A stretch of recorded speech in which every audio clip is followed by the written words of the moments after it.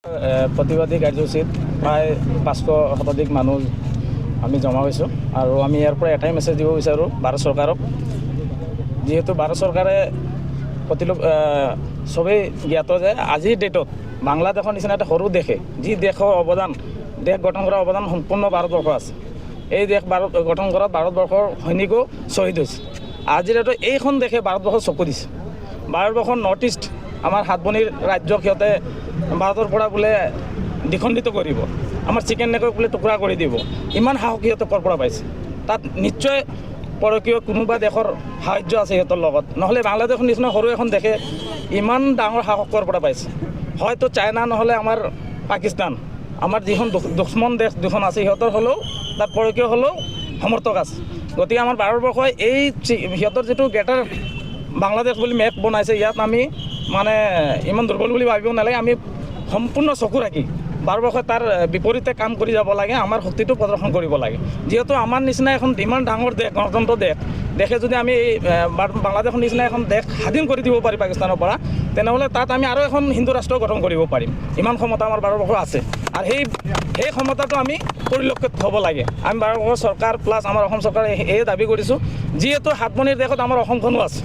গতিকে আমাৰ অসমৰ মুখ্যমন্ত্ৰী মহোদয়কো আমি দাবী কৰিছোঁ এই বস্তুটোলৈ যাতে গুৰুত্ব প্ৰকাশ কৰে আৰু তাৰ বিহিত ব্যৱস্থা ল'ব লাগে। আৰু যিটো বাংলাদেশৰ হিন্দুৰ ওপৰত অত্যাচাৰ হৈছে, এইটো যাতে অদূৰ ভৱিষ্যত আৰু নহয়। এইটো যাতে পৃথিৱীৰ ভিতৰত এটা লাষ্ট হিন্দুৰ ওপৰত অত্যাচাৰ লাষ্ট এটা হ'ব লাগে। আৰু আমাৰ দাবী অকল আমাৰ দাবী নহয়, আমি ভাবোঁ যে ভাৰতবৰ্ষত যিমান হিন্দু আছে আমি এক হ'ব লাগে। হিন্দুৰ নামত বিভিন্ন জাতি উপজাতি আমি ভাগাভাগি হৈ থকাৰ কাৰণেই হয়তো কিজানি বাংলাদেশত এনেকুৱা ঘটনা হ'ব পালে। আজি চাওক, আপোনালোকে চাইছে এই ডিপু চাচক যি ধৰণে হত্যা কৰিছে বাংলাদেশক, এই হত্যাটো এটা কি ধৰণে মানে কি ভাষাৰে আমি ক'ব পাৰি, সেই ভাষা আমাৰ জনা নাই। কি গালি দিলে আমাৰ আত্মাই শান্তি পাব সেইটো আমি বিচাৰি পোৱা নাই। তাৰমানে সেই হত্যাটোক এনেকুৱা হত্যা কৰিছে যিটো গোটেই বিশ্বক লজ্জানত কৰিছে।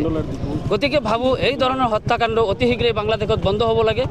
আৰু যদি বন্ধ নহয় তেতিয়াহ'লে আমি গোটেই হিন্দু মানুহ, আজি যি হিন্দু আছে আমি ভাৰতবৰ্ষত যদি খোজকাঢ়ি সিহঁতৰ বাংলাদেশৰ ওপৰেদি যাওঁ, আশা কৰোঁ সেই বাংলাদেশ আমি ধ্বংস কৰি দিব পাৰিম।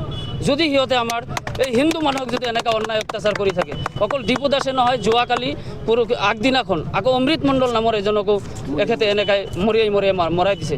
গতিকে আমি আজি আপোনালোকৰ এই চেনেলৰ মাধ্যমত আমি গোটেই ভাৰতবৰ্ষ তথা বাংলাদেশতো আমি ক'ব বিচাৰিছোঁ, যদি অনাগত দিনত এই হত্যা কাৰ্যসূচী যদি বন্ধ নহয়, তেতিয়াহ'লে ৰাস্তা ঘাটে সকলো জেগাত হয়তো আমাৰো এই যুৱ সমাজে আৰু আমাৰ এই ভাৰতবৰ্ষৰ মানুহে হয়তো এই যে যেনেকুৱা মুছলিম মানুহ আজি চাওক, আপোনালোকে গাঁৱে ভূঞে এই কিবাকিবি বিক্ৰী কৰি থাকে, মাছ আৰু কিবাকিবি লৈ গাঁৱে চুলি বিক্ৰী কৰি থাকে। গতিকে আমি ভাবোঁ আজি এই চেনেলৰ যোগেদি আমি কৈছোঁ যে অনাগত দিনত যদি এই হত্যাকাণ্ড বন্ধ নহয় আৰু এনেধৰণৰ অত্যাচাৰ যদি বন্ধ নহয়, আমাৰ গাঁৱে ভূঞে এই মানুহবিলাক যোৱাত আমি তীব্ৰ বাধাৰ সৃষ্টি কৰিবলৈ আমি বাধ্য হ'ম।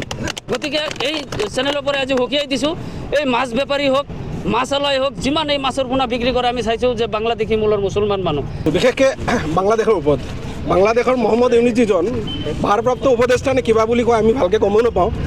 ইয়াৰ পৰা আমি অসমৰ পৰা চিধাকৈ কৈ দিছোঁ, চিধা যে বাংলাদেশৰ নিচিনা সৰু ৰাষ্ট্ৰ এখনক ভাৰতৰ নিচিনা দেশে 2 মিনিটত বা 2 দিনত আমি সমাপ্ত কৰিব পৰা ক্ষমতা আমাৰ ভাৰত চৰকাৰৰ আছে।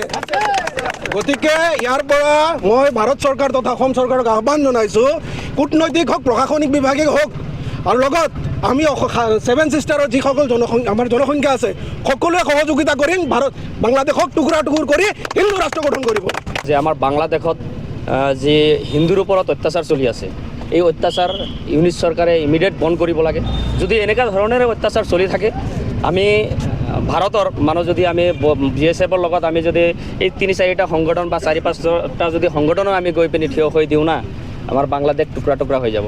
বাংলাদেশে ভাবি আছে যে সেই যে বেলেগৰ যে চাইনাৰ পৰা আহি সিহঁতক সহায় কৰিব বা কিবাৰ পৰা আহি পাকিস্তানৰ পৰা আহি সিহঁতক সহায় কৰিব, এই সময় নাপাব। আমাৰ অসমৰ মানুহখিনিও যদি গৈ পিনি আমি বৰ্ডাৰত থিয় হৈ দিওঁ, সিহঁতৰ চিকেন নেক খতম হৈ যাব। যিকোনো খবৰৰ বাবে যোগাযোগ কৰক আমাৰ এই নম্বৰত 9181 307 2221।